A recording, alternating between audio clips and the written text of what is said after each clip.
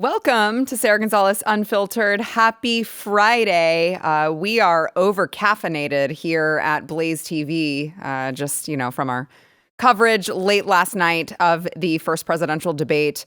I'm really tired, but something tells me I'm not going to do as poorly as Joe Biden did last night. And we obviously will have plenty of analysis to come on the highlights or lowlights, as it were, of last night.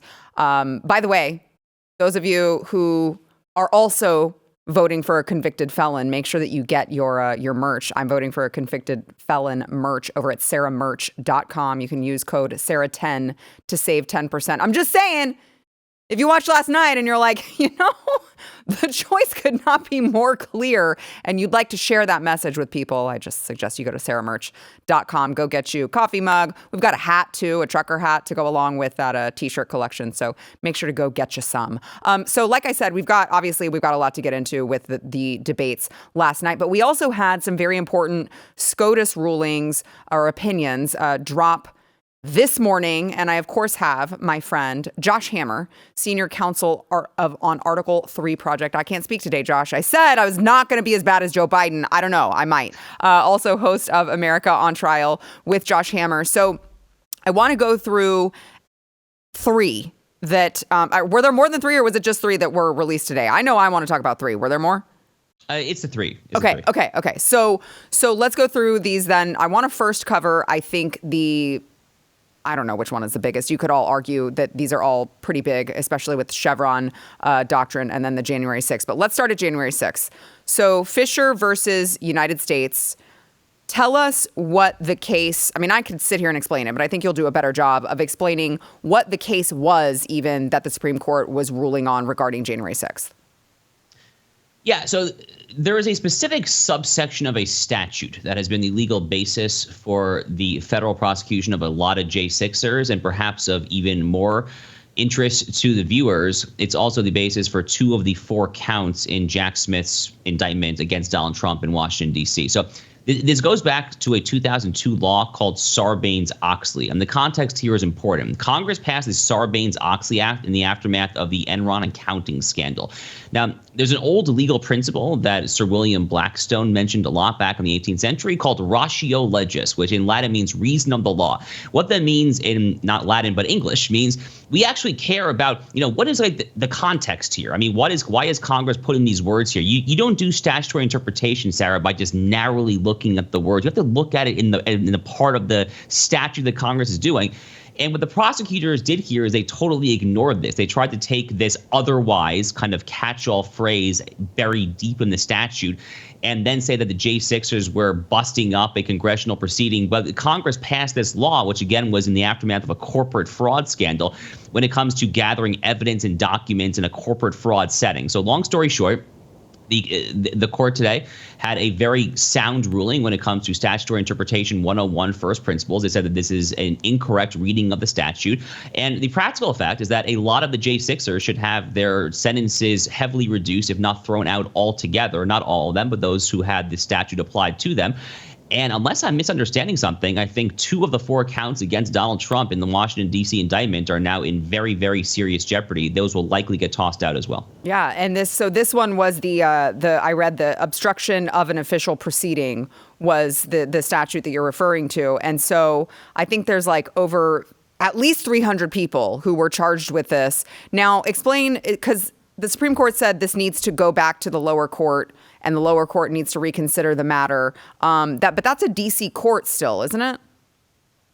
It is, but they're going to have to apply this standard still. And the court was pretty clear, the four dissenting justices notwithstanding. They were pretty clear that this is just not an appropriate exercise of statutory interpretation. So I'm relatively confident that this is going to play out pretty well from here.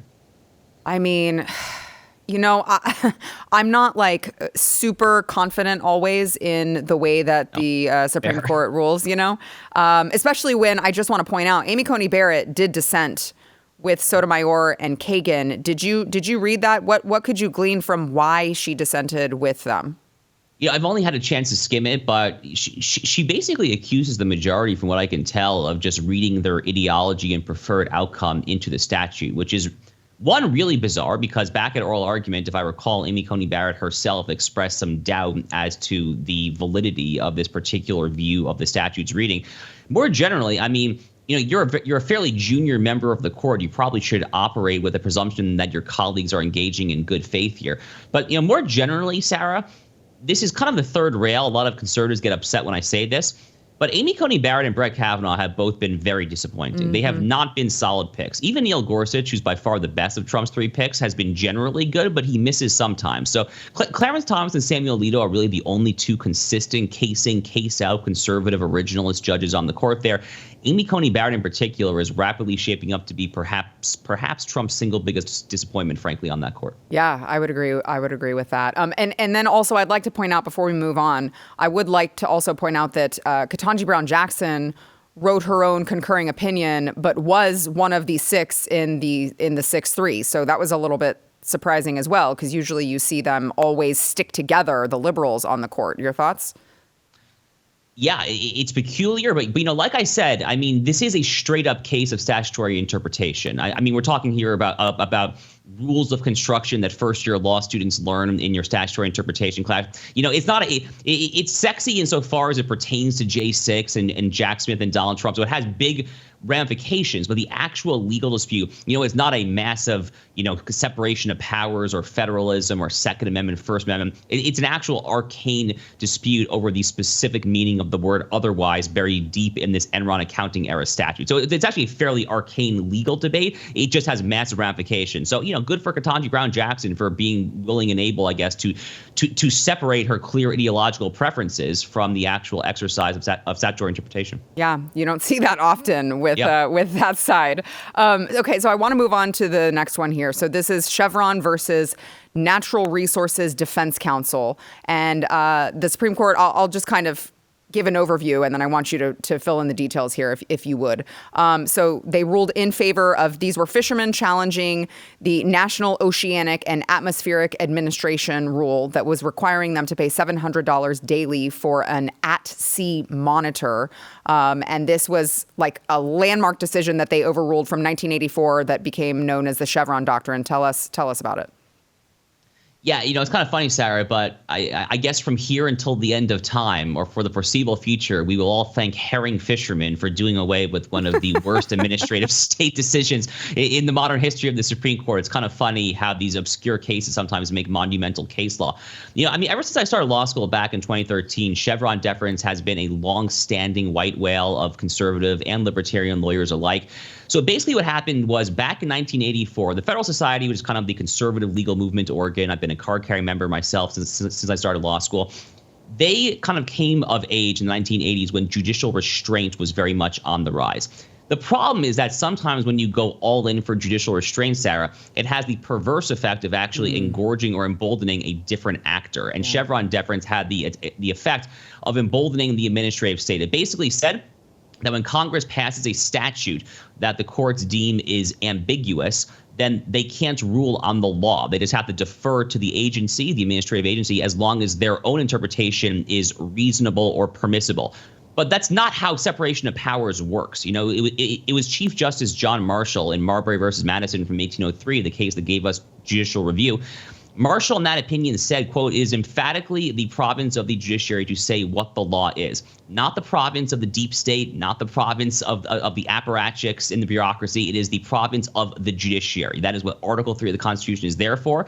So it's a great ruling. It's a vindication for the separation of powers, and it's a good day to frankly just ultimately begin this long, slow process of unwinding the administrative state more generally. Yeah, I also found it interesting, the dissent, which I believe was written by Kagan, but Kagan, who, by the way, it was the three liberals who dissented on this, so the 6-3 split, as you would expect. But I thought it was interesting that she said that agencies, as experts are better suited to interpret regulatory statutes than courts. And I'm like, have we learned nothing from COVID? Right. Are we still relying on the expertise of these people who clearly know nothing? Is that really what you're going with, Kagan? So I found that a little bit interesting as well. Okay, so let me get to this last one here.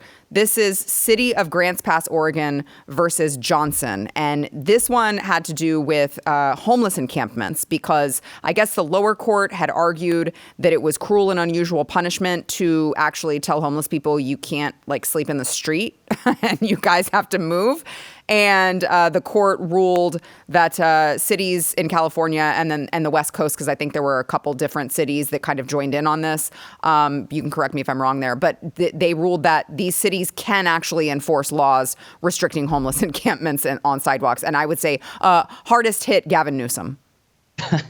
Yeah, I mean, first of all, real quick on the expertise point, if I can. Please. So what they're saying on the expertise there as part of the dissent in the Chevron case, this has been progressivism 101, Sarah, for over 100 years. I mean, going back to Woodrow Wilson and the founding of the modern Ministry of State, it was entirely predicated on the idea that the experts know better than we, the people. Obviously, as you said, COVID and approximately 1,000 other things, the Hunter Biden laptop. I mean, we now know beyond a shadow of a doubt that that is not true. But anyway, on this Eighth Amendment homeless case here.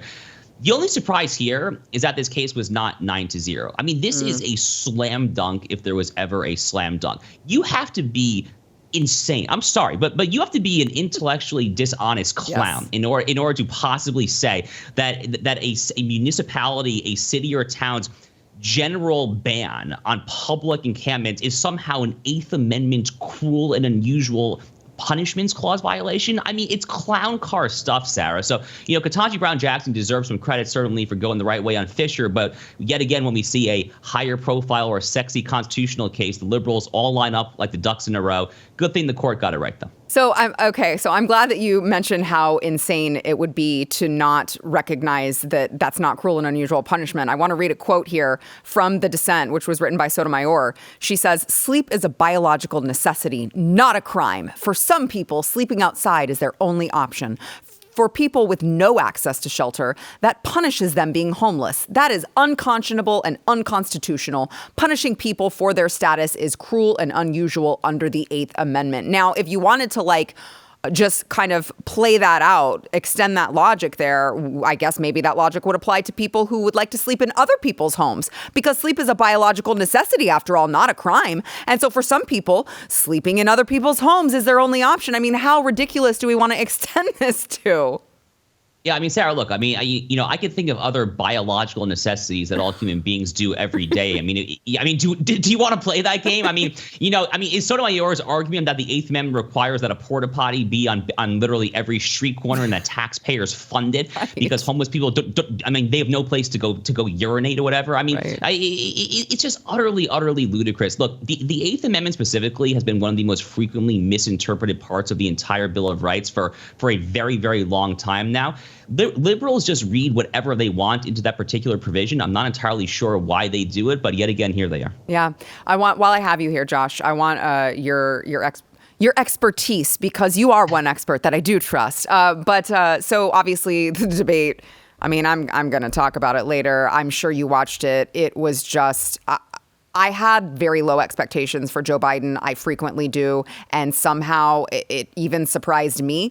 But this morning, this will show you how bad it was. This morning, Chip Roy actually tweeted out, "I intend to put forth a resolution calling upon the vice president to immediately use her powers under Section 4 of the 25th Amendment to convene and mobilize the principal officers of the cabinet to declare the president unable to successfully discharge the duties and powers of his office." What are your thoughts on that? And do you think that it would, because I know that there's a process that has to play out in order for this to even happen. Do you think that it's even reasonable to expect that it will? Yeah, I mean, full disclosure, I've known Chip Roy since well before he was Congressman Chip Roy. We go way back. I love the guy. I think he's one of the absolute best in all of Congress here. And as usual, his head is in the right place. I mean, this is what should happen. Yes. I mean, literally speaking, the 25th Amendment was put into the Constitution for situations just like this. Yeah. So he's right as a constitutional matter. He's right as far as kind of a check on the presidency. But it's not going to happen. Yeah. I mean, it's just not going to happen. I mean, there's no way that Kamala Harris is going to convene, Lloyd Austin and the cabinet. It's just not going to happen. So good for Chip to get this talking point out there. It's a good reminder, a good lesson in civics, if nothing else. Right. But Kamala Harris is not going to do anything with it. And I think, and I love Chip as well. I don't go back as far as you do with him, but I mean, I consider him a friend. And so I don't mean any disrespect towards this, but I have to wonder if that was part of his, because look, politically, you don't want them invoking the 25th Amendment. Like, you want Joe Biden running up until we go to vote, right? Like, you don't want them to pull Joe Biden. This is an absolute gift to Donald Trump. But to your point about the Constitution, I mean, like, and also the country, what's best for the country for the next 7 months is obviously not Joe Biden, pretending to run things. And so, but to Chip's point, I'm like, okay, so the vice president would have to convene with the cabinet would have to agree. Then the president would have to say, okay, you're right. And then you're expecting that he doesn't fight it. And all of these things lining up, I'm like, there's no way that you would convince the cabinet because the cabinet is happy running the show, right? Like, they are happy that Joe Biden is gone. They've known he has been gone for a very long time, and they seemingly enjoy having the power that they do. So you're not convincing, like, even if you wanted to say Kamala would meet with them, there's no way, in my opinion, that she would even be able to convince them, which I wonder that Chip knows and says, you know what, I'm just going to suggest that they do the right thing because at the end of the day, people are going to be able to look back and say, we suggested that you guys do the right thing and you refused. Yeah, I mean, Chip Roy is a deeply principled person. Yeah. He's not there to carry anyone's water other than the water for the U.S. Constitution. I mean, that's just his mentality. And if he wasn't, sorry to cut you off for just a second. If he wasn't, he would not have suggested this. Anyone who's just playing politics would never suggest that we remove Joe Biden right now. They would wait. Totally. But, the one thing I will say is, I wrote a column 2 years ago in July 2022 titled Resign Joe. And my argument was basically that, politically speaking, it definitely is best for Republicans at this point to go up against Joe Biden. Kamala Harris is terrible, but I guess she'd be slightly politically better for Democrats. I mean, she really is quite terrible, though.